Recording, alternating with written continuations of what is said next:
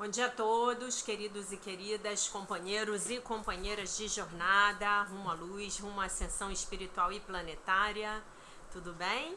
Então, hoje é sábado, dia 28 de janeiro de 2023, e nós vamos juntos dar continuidade aqui à nossa jornada de cura da criança interior, através dos ensinamentos de um curso em milagres, né? Então, hoje nós começamos os nossos trabalhos com a lição do dia, que é a fantástica lição 28, que diz: acima de tudo, eu quero ver as coisas de modo diferente.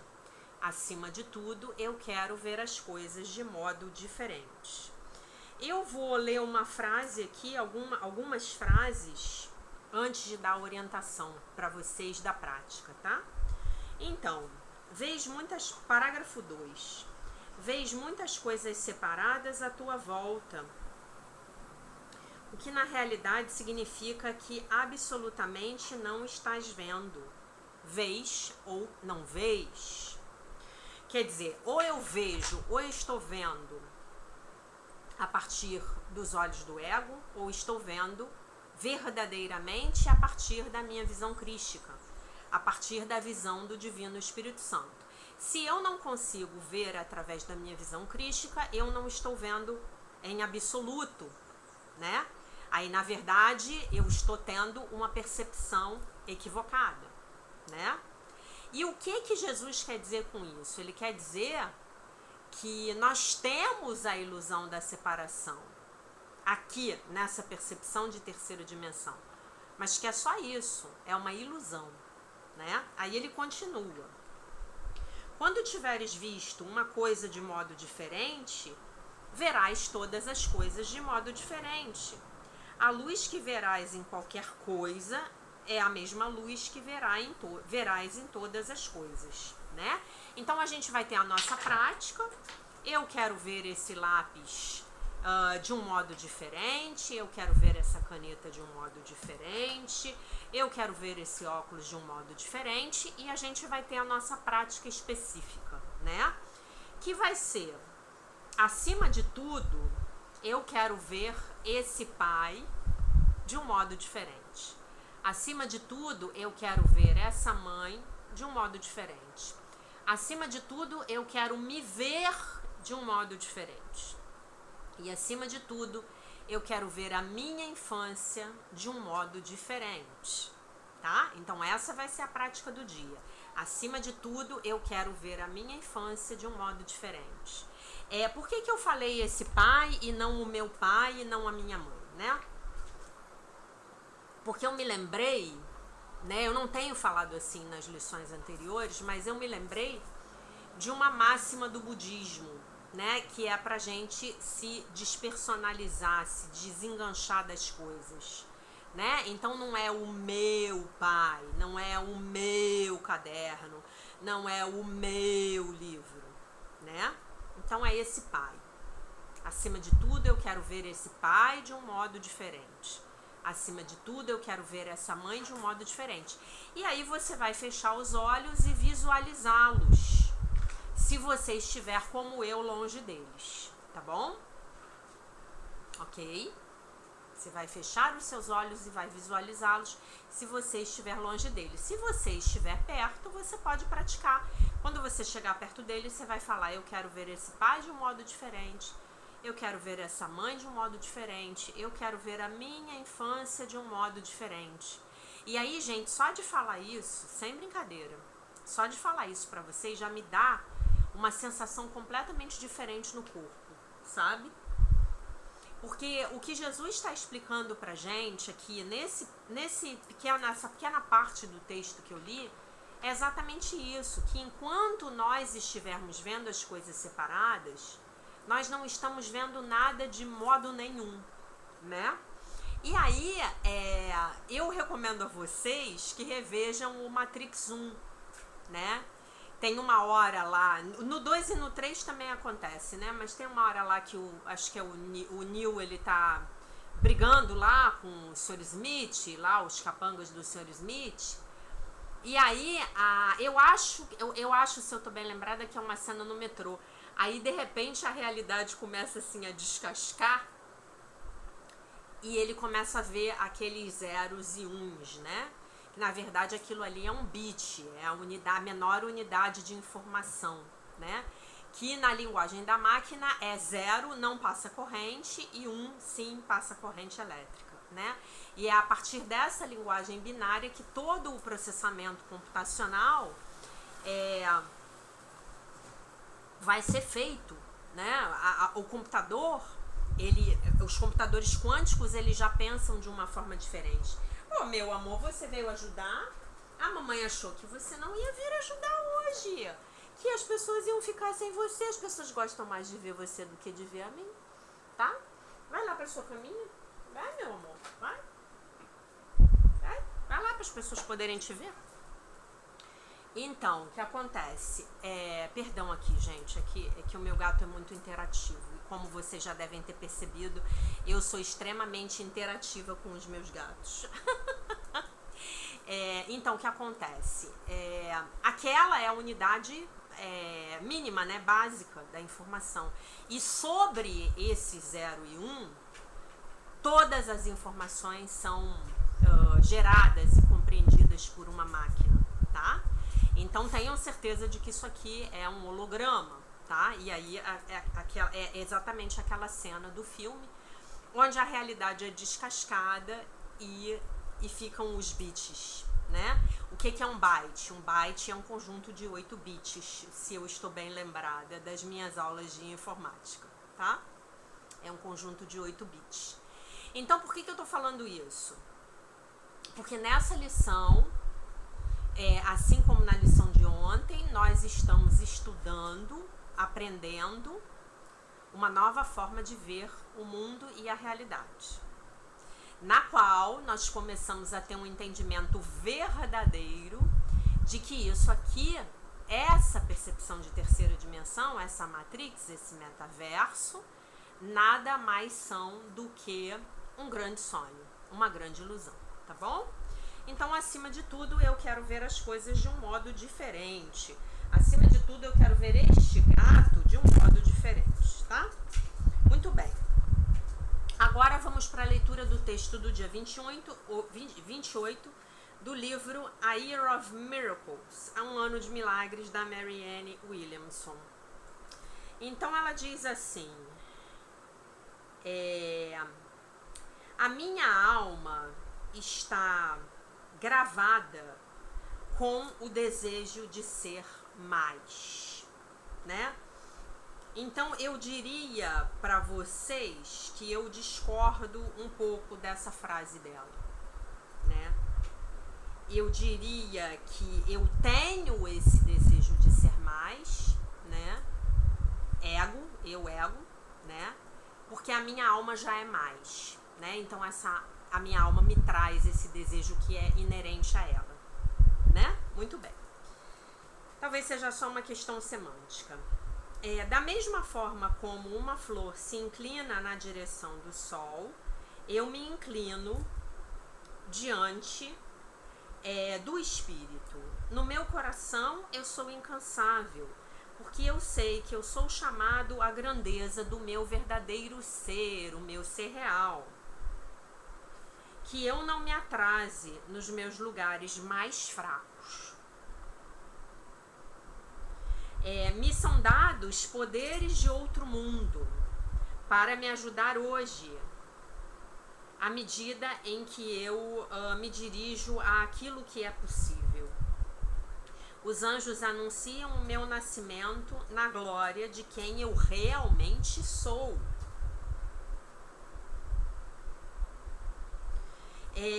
Um mero aceno na sua direção, o menor convite ao espírito para que ele entre, e a minha mente então se torna a pedra de toque para os pensamentos que me levam até lá.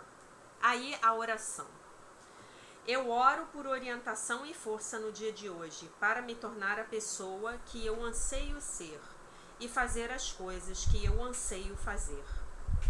Eu honro a impressão que Deus deixou sobre a minha alma e o desejo do meu coração de seguir o caminho que ele coloca diante de mim. Bonito, né? Esse livro da Mary Ann, ele tá sendo ótimo para eu praticar o meu inglês. Porque ela usa... Aslan, não, aí não, Aslan, sai daí. Porque ela usa umas palavras assim, chiquérrimas, sabe? Muito elegantes, muito eruditas, então eu tô ampliando o meu vocabulário assim de uma maneira muito interessante. Tá bom, meus amores? Então vamos lá. Vamos lá, vamos lá, vamos lá, vamos lá. Vamos trabalhar, hoje a gente tem um tema bem... Aslan, fica quieto aí. Hoje a gente tem alguns textos importantes para ler. Estamos no capítulo 3, tá? E o Dr. Kenneth, ele vai começar a falar, nesse capítulo 3, o título do capítulo é Cuidar dos Pais Idosos, né? Então ele vai começar a falar sobre como essa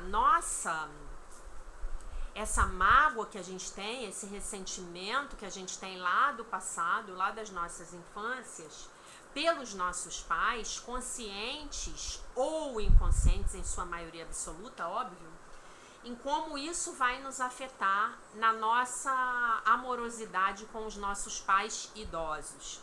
E por que isso é importante, gente? Porque aqui, ele já fez isso em outras partes do texto, mas aqui ele vai falar muito sobre essa coisa de a gente passar a ver os pais como nossos irmãos, né? Porque do ponto de vista espiritual, os nossos pais são nossos irmãos, tá? E os nossos filhos também, tá? Muito bem. E aí a pergunta é sobre você se relacionar com a sua mãe como se ela fosse a sua filha, né? E isso aqui, inclusive o Bert Hellinger da constelação familiar, ele vai falar muito. Isso é muito desrespeitoso, isso é uma desordem dentro da família, né? E o Bert, ele não compartilha dessa ideia do Dr. Kenneth, ainda que no meu entendimento, essas ideias não são incompatíveis, né? O Bert, ele diz que nós temos que ter, sim, uma lembrança de que nossos pais são maiores do que nós, porque nos deram a vida, né? E isso é uma relação de reverência até o final do nosso relacionamento com os nossos pais. E eu concordo inteiramente com isso. E aí o Dr. Kenneth vem e diz assim, não, mas você tem que lembrar que os seus pais são seus irmãos em espírito. E no meu ponto de vista, uma coisa não anula a outra. Então, no conteúdo, meus pais são meus irmãos. No conteúdo, na forma, meus pais são meus pais e merecem a minha reverência. Entendendo aqui essa reverência num sentido mais mundano, né? Porque senão a gente estaria anulando aquilo que Jesus nos fala, que a gente só tem que ter reverência em relação a Deus, tá? Vamos trocar essa palavra reverência pela palavra respeito, tá? Então, tudo bem, vamos lá. Aí a pergunta do ouvinte é assim, como tratar a sua mãe como se fosse a sua filha, quando por toda a vida ela foi a sua mãe. Não pude fazer essa mudança. Minha mãe não queria me dar a autoridade de cuidar dela e das suas finanças, e eu não queria fazer isso. Ela sempre fez tudo por si mesma, de modo que esse foi um ajuste psicológico difícil. E aí o Dr. Kenneth responde, sim, é difícil. Apesar de ser difícil ser um filho, de ser difícil ser um filho, ainda é mais difícil ser um adulto que cuida da sua mãe, que agora é uma criança, especialmente se ela não vê o filho dessa forma.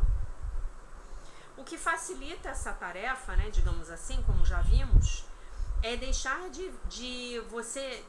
deixar de se ver como sua filha e vê-la como uma irmã mais velha que cuida de uma criança que segue acreditando que é a sua mãe, né? Dentro da ilusão, dentro do sonho, essa mulher é sim a sua mãe.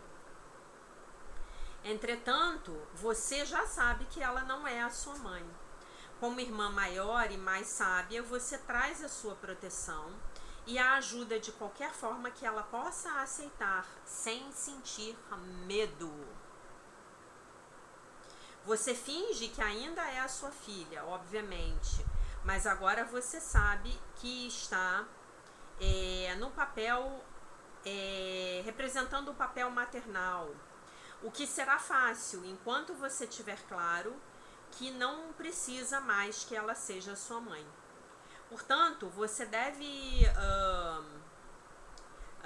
tomar como sinais de aviso esses momentos nos quais você se sente impaciente, aborrecido e frustrado.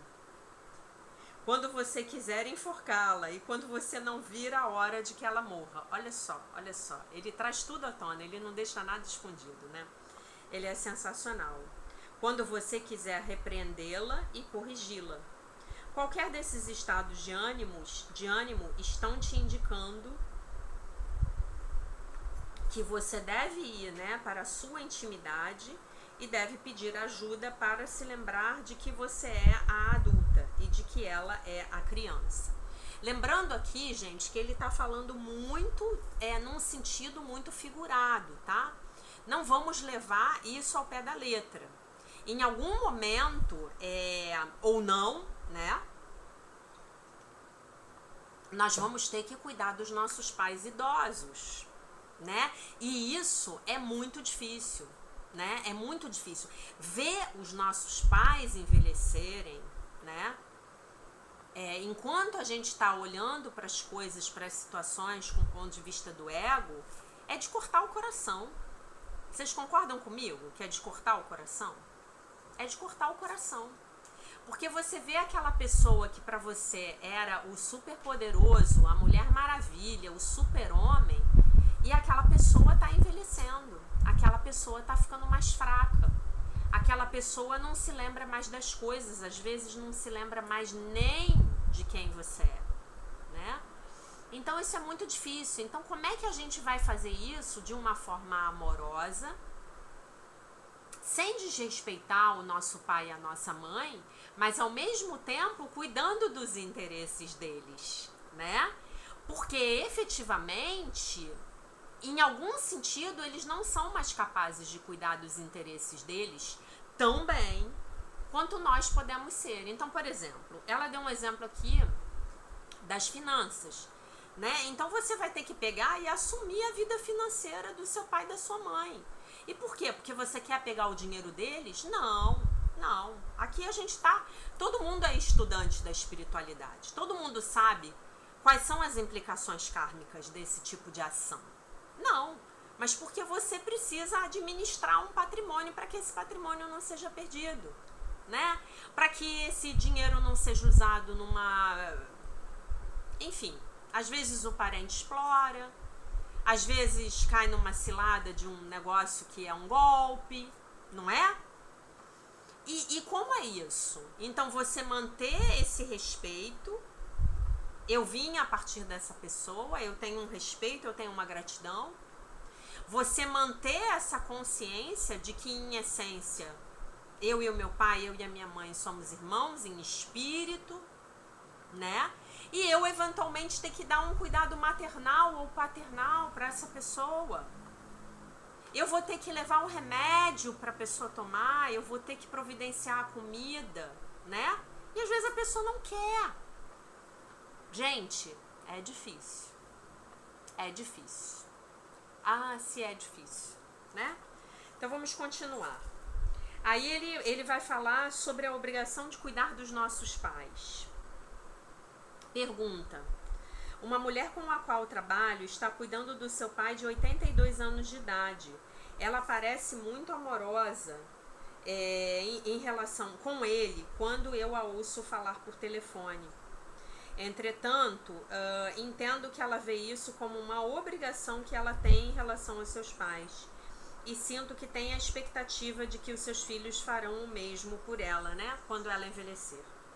Parece que isto é uma maneira de reforçar a crença de que cuidar dos nossos pais é um dever. Aí ele vem e dá a resposta, né? O amor não leva a uma sensação de dever, não implica uma sensação de dever. O amor simplesmente é. Cuidar de alguém pelo sentido do dever ou responsabilidade não é amor, mas sim especialismo. É o triunfo da forma sobre o conteúdo. O conteúdo é amor. A forma é o dever. A responsabilidade, o ritual. Alguém deveria fazer isso. Um outro deve fazer aquilo. Os bons filhos e as boas filhas fazem isso. As boas mães e os bons pais fazem aquilo. Mas o amor não está presente nessas situações.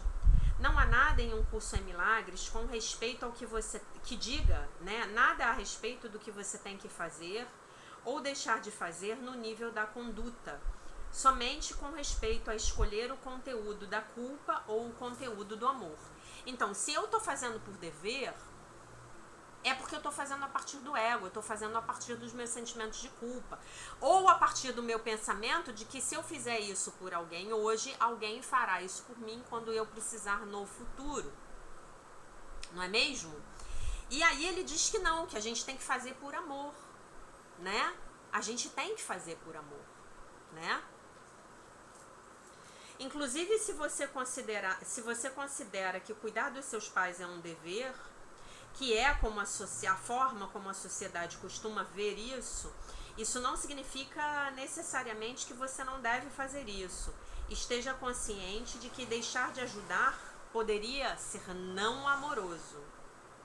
Um curso em milagres ensina que o que não é amor é assassinato. Você não está sendo amoroso, mas sim odioso, se você age porque se supõe que você deve agir. Ou porque se você não agir, a culpa seria astronômica. Ou porque você não quer que te eliminem do testamento, né? Tem toda aquela herança ali que você vai herdar, e aí como assim você está maltratando seu pai e sua mãe, né? A resposta amorosa é ver a si mesmo como o irmão ou a irmã mais velho, né? Com o seu irmão menor, ou inclusive com o seu filho pequeno, que precisa de ajuda. Por que você não ajudaria alguém a quem você ama e que precisa de você?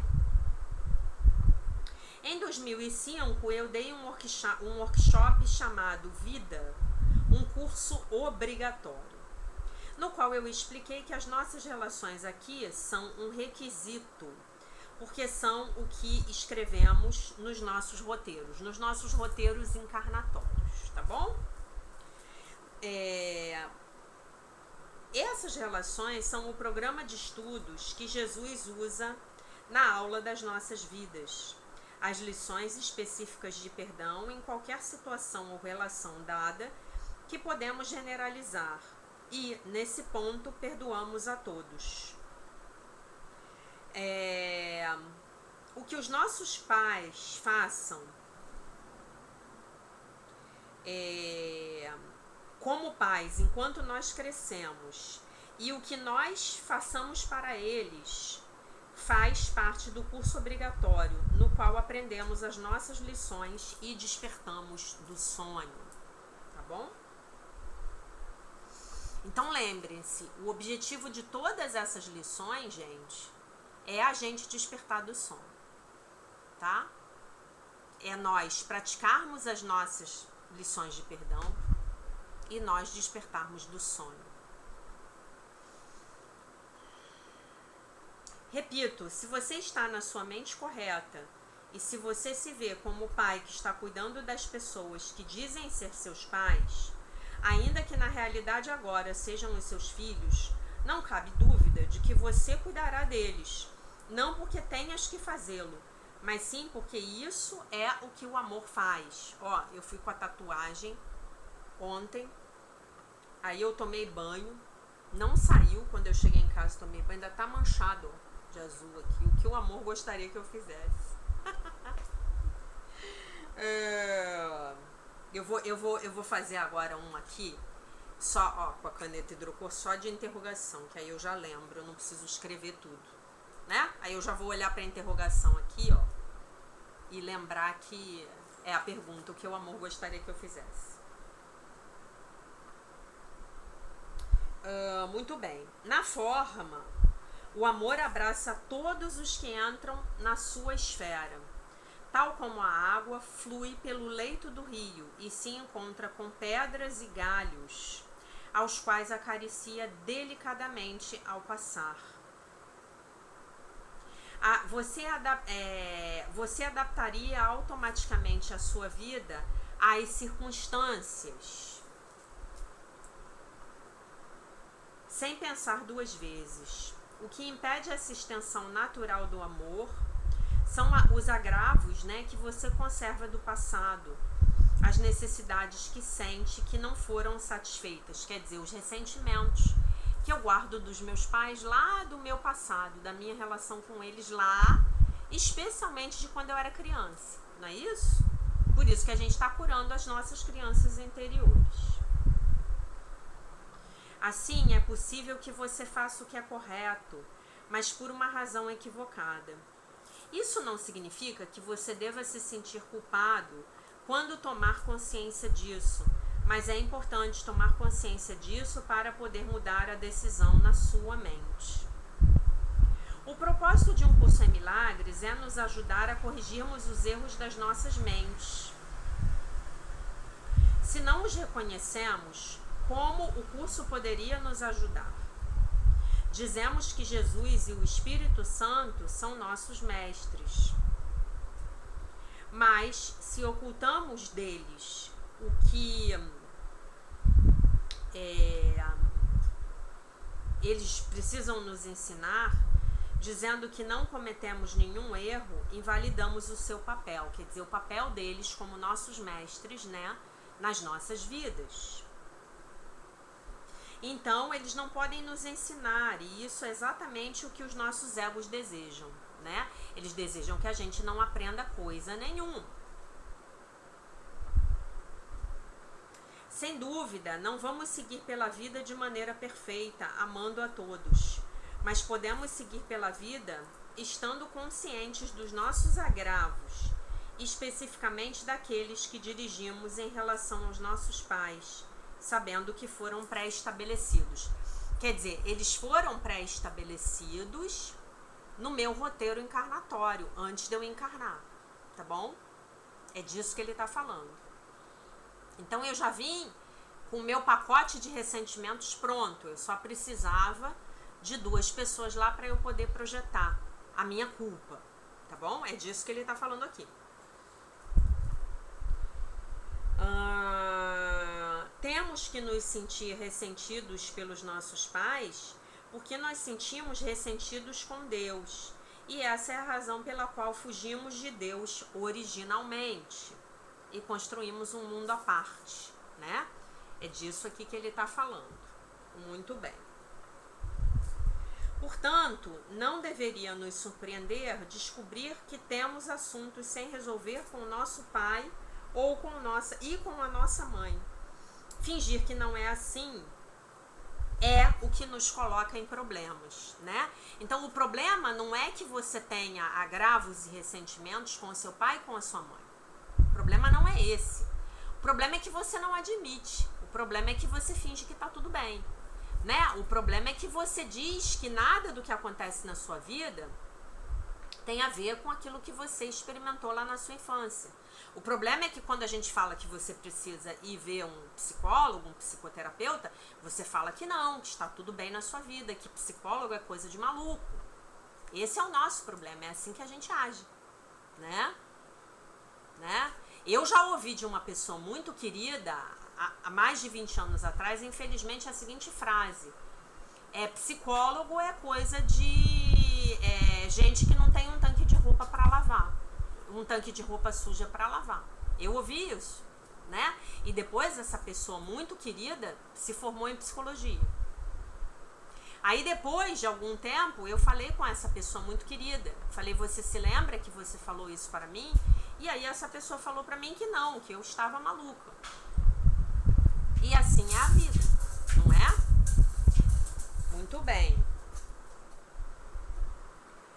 Assim responsabilizarmos os nossos pais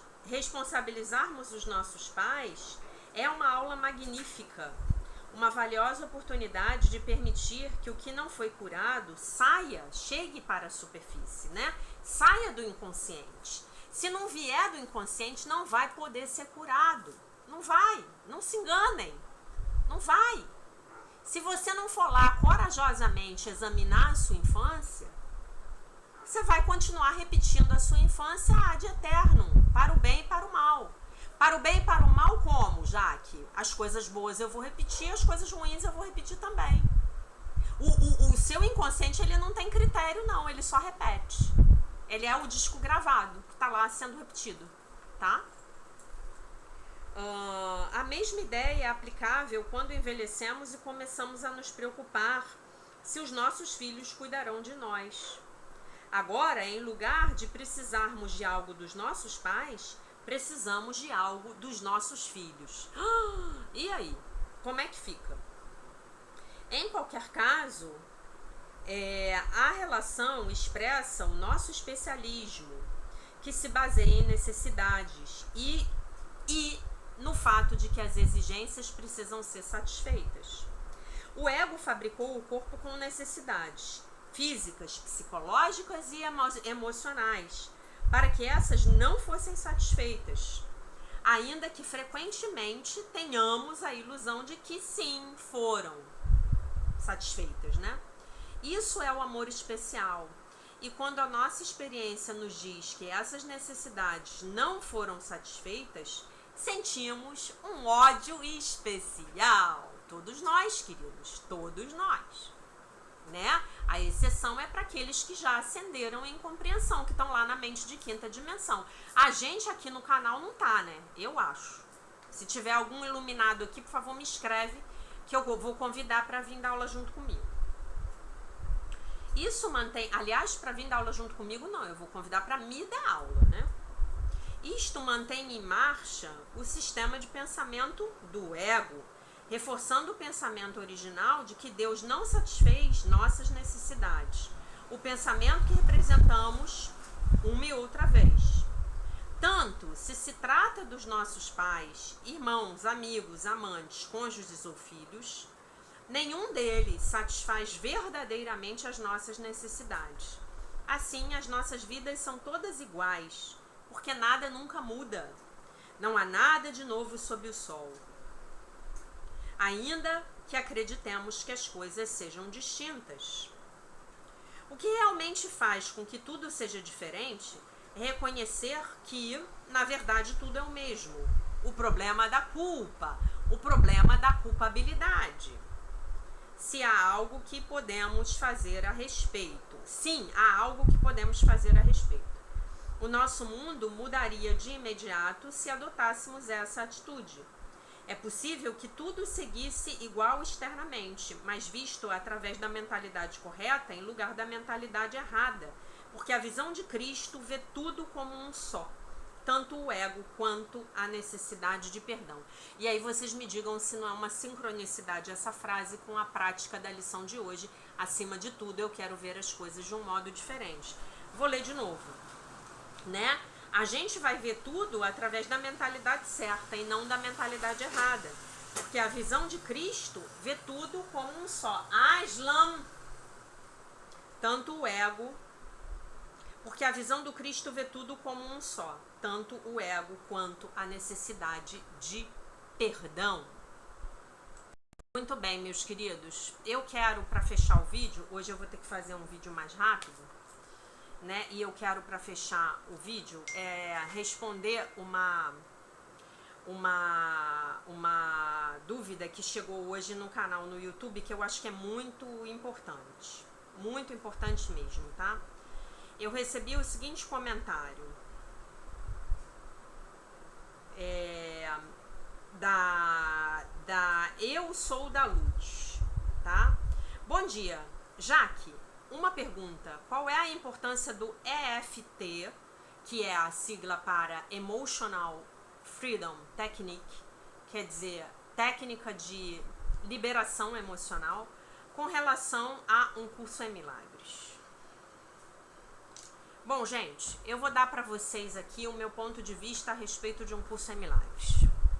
Eu imagino que se a companheira tá fazendo essa pergunta, é porque alguém falou para ela que deveria ou deve haver uma relação entre ambos, né? O EFT e um curso em milagres. A EFT, ela é uma técnica de liberação de emoções negativas através do corpo. Já contei para vocês, né? Que é você dar batidinhas no corpo e falando frases de cura, né? Tipo, eu já sei qual é a sensação de me sentir amada e abraçada, né? Eu não sei se ela confundiu, se ela entendeu errado, quando eu falei sobre o EFT em algum vídeo anterior, né? Então, se isso tivesse sido por minha causa, eu só estou descrevendo aqui técnicas que são excelentes para liberar crenças negativas, memórias negativas do nosso inconsciente. São técnicas que são muito efetivas para limpar o nosso inconsciente, tá? Então eu citei algumas técnicas, a técnica da EFT foi uma delas, tá? Mas eu quero dizer uma coisa para vocês, gente. Um curso em milagres, ele não tem relação direta com nenhum tipo de psicologia, tá? Nenhum tipo de terapia, nenhum tipo de nada. Um curso em milagres é um sistema de ensinamento pronto, redondo, nele, em si. A única coisa que te ajuda muito, no meu entendimento, a você ampliar a sua compreensão dos ensinamentos de um curso em milagres é a psicanálise, né? E aí o Dr. Kenneth, ele vai fazer grandes correlações entre as ideias de Freud, a conceituação do aparelho psíquico, da psicanálise, a visão psicanalítica do desenvolvimento humano e a maneira como a mente é descrita em um curso em milagres, tá? Mas existem grandes professores de um curso em milagres que não abordam essa relação. Eu tenho essa visão porque a minha professora, durante 10 anos, ela é uma psicóloga, tá? Então a visão dela é uma visão psicológica, tá? Ela não é psicanalista, ela é uma psicóloga analista, né, praticante da psicologia analítica, que é junguiana, cuja base é sim a psicanálise, tá bom? Aslan, só um minuto que eu tenho que liberar o gato. Então o que eu quero dizer aqui para vocês é o seguinte: existem muitas ferramentas que são ferramentas terapêuticas, ferramentas psicoterapêuticas e que são ferramentas maravilhosas. Eu conheço várias. Agora, nós não podemos ligar essas ferramentas a um curso em milagres. Jesus Cristo nunca falou dessas ferramentas, tá? Nunca falou. Nunca falou. A prática de um curso em milagres é a prática dos exercícios. Se o EFT vai te ajudar, vai. A EFT vai te ajudar, a barra de Axis vai te ajudar, o Theta Healing vai te ajudar enormemente, a gente está removendo crenças, a prática de afirmações positivas vai te ajudar, um monte de coisa vai te ajudar, tá bom? Mas a gente não pode cometer o equívoco de associar, porque Jesus nunca fez isso. Jesus ditou um livro-texto. Depois ele ditou um livro de exercícios, que é o que a gente pratica todo dia. Depois ele ditou um manual para os professores, né? E essa própria coisa de você se intitular um professor de um curso em milagres, né? E isso em si é muito delicado. Eu me intitulo porque eu tive, digamos assim, a autorização da minha professora para fazer isso, tá? Só por isso. A minha relação com a minha professora é uma relação muito parecida com os discípulos e os gurus na Índia, tá?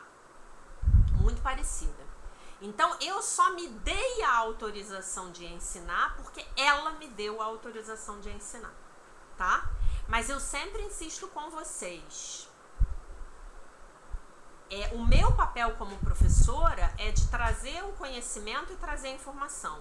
Mas o verdadeiro professor, o verdadeiro mestre está na mente de cada um de nós e ele é o Divino Espírito Santo, tá?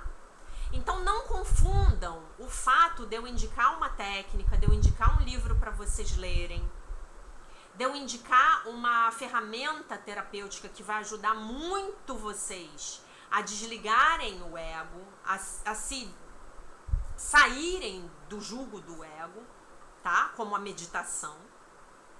Jesus manda a gente meditar? Não. Jesus pede pra gente fazer os exercícios e só. Ah, Jesus manda a gente fazer EFT? Não. Jesus pede pra gente fazer os exercícios e só. Mas Jesus fala da psicoterapia no panfleto Psicoterapia, P alguma coisa lá, Processo e Prática. Que está no canal no Telegram, cujo link para o convite está aqui na descrição do canal no YouTube, tá? Então, o sistema de pensamento de Um Curso em Milagres, ele é perfeito, ele é completo, ele é inteiro. O que eu busco trazer aqui no canal para vocês são ferramentas que, no meu entendimento, nos ajudam a facilitar esse processo de sair do jugo da mente egóica. E aí eu vou recomendar a primeira de todas, a meditação. O EFT é maravilhoso, o Theta Healing é maravilhoso, as barras de Axis são maravilhosas. O journaling, que é você escrever o seu diário de mudança de atitudes todos os dias, é estupendo, tá? Que é o que em inglês os psicólogos, os psicanalistas chamam de journaling, que seria, numa tradução grosseira, seria diariar, fazer o seu diário todos os dias, tá? Mas não confundam, essas coisas não estão previstas em Um Curso em Milagres. O que eu busco trazer para vocês aqui no canal são os ensinamentos do Mestre Jesus Cristo e os ensinamentos dos mestres que eu entendo que são pessoas que realmente entenderam, praticam, vivenciam os ensinamentos de Um Curso em Milagres. Dr. Kenneth Wapnick, o Tom Wakechild, Paul Ferrini, Marianne Williamson, o Enrico Corbera, tá? O Alan Cohen, o John Mundy, o David Hoffmeister, que eu falo muito pouco dele, tá? Porque eu falo mais dos meus favoritos, e o meu favorito, sem dúvida nenhuma, o principal para mim é Dr. Kenneth Wapnick. Junto com o Tom Wakechild, para mim eles fazem uma dobradinha que é sensacional, né? Um vai pro núcleo do ensinamento, para a doutrina, que é o Dr. Kenneth Wapnick, que é mais denso, que é mais poderoso, e o outro vai pro operacional, pra prática, pra gente botar tudo em prática, tá, meus queridos?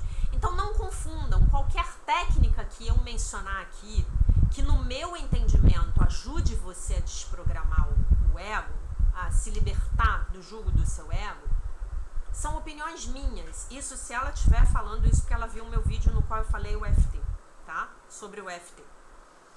Se ela tiver ouvido alguém falar outra coisa, aí eu já não sei dizer, tá?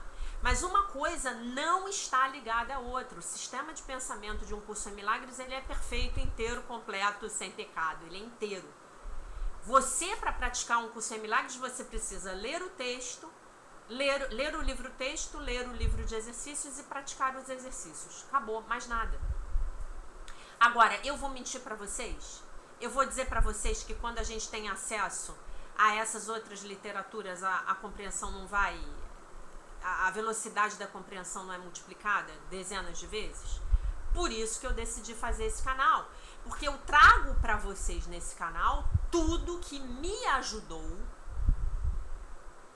a ser uma melhor estudante e praticante do curso na minha vida. Na minha vida. Eu só trago para vocês o que funciona na minha vida, tá?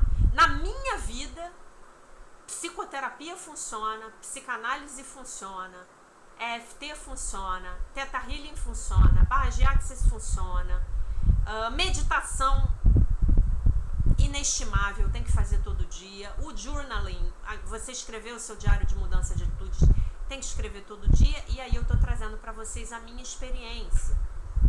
Mas nada disso é necessário para que você pratique um curso em milagres, para que você seja um bom estudante, um bom praticante, tá? Para mim, tudo isso são aceleradores, mas nada disso é mencionado no curso.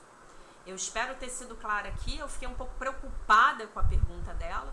Eu espero ter sido clara e espero ter respondido a sua pergunta, tá bom, meus queridos? Eu hoje tenho que terminar o vídeo um pouco antes, então eu agradeço a vocês todos pelas mensagens carinhosas, pelo apoio, pelo carinho, pelos beijos, pessoal adorando aí a atuação do Aslan agora nos vídeos, né, com a câmera nova. E se Deus quiser, o microfone novo vai chegar na quinta-feira da semana que vem, na sexta a gente já vai estar fazendo o vídeo com o microfone, tá bom? Microfone novo. Então eu deixo vocês com a paz de nosso Senhor Jesus Cristo. Um beijo imenso. E se Deus quiser, nós nos vemos novamente amanhã.